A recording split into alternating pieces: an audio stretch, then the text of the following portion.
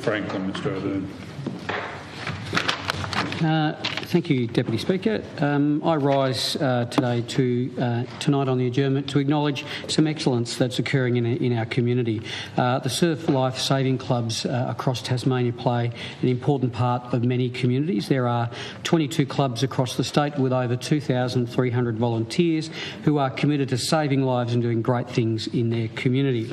I was privileged to attend the Tasmanian Surf Lifesavers Award of Excellence night on the 11th of August, and I'd like to acknowledge the President Stephen Godfrey and the CEO Tony van den Enden and his team for pulling together a fantastic acknowledgement of the work of the clubs across the state.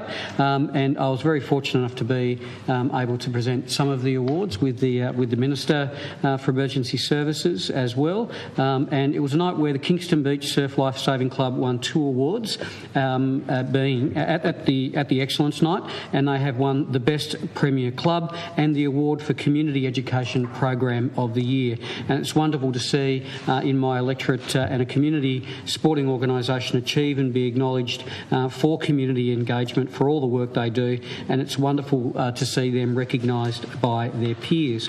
Now, the Kingston Surf Lifesaving Club was formed only in 2009, but they are rapidly expanding. They've had a 207% increase in membership in the last 5 years.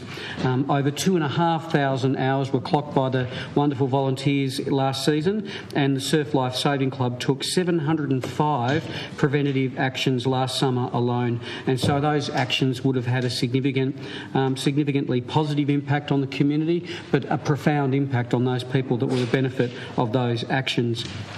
On top of that, the Surf Lifesavers of Kingston hosted 15 community outreach and education events, and this means that more people can get involved with the club and more people can learn essential beach safety. The club is constantly working to be better and better. A first aid room is under construction in anticipation for this summer, and the club's Vice President, Philippa Laurie, describes the club as all heart, and it is, and that is the community and commitment to the service that they provide. It's not just the buildings that keep them going, but the people. And we know that there's been some issues with buildings down at Kingston Beach, and we wish them all the well in terms of getting appropriate facility. The Kingston Surf Lifesavers not only do work on the beach, but they do work in the greater community. They work with primary and high schools. They facilitate education programs, including migrant water safety education, and they work with after-school programs and competitions.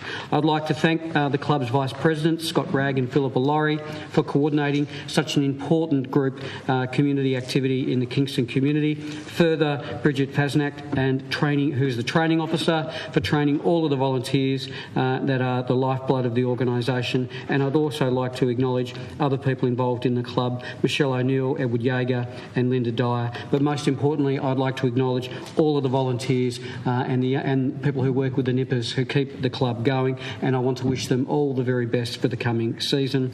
And in doing so, I've had a volunteer in my office the last couple of days, a student, a work experience, Ella Jensen, who assisted me in pulling together this contribution. So I'd like to acknowledge Ella.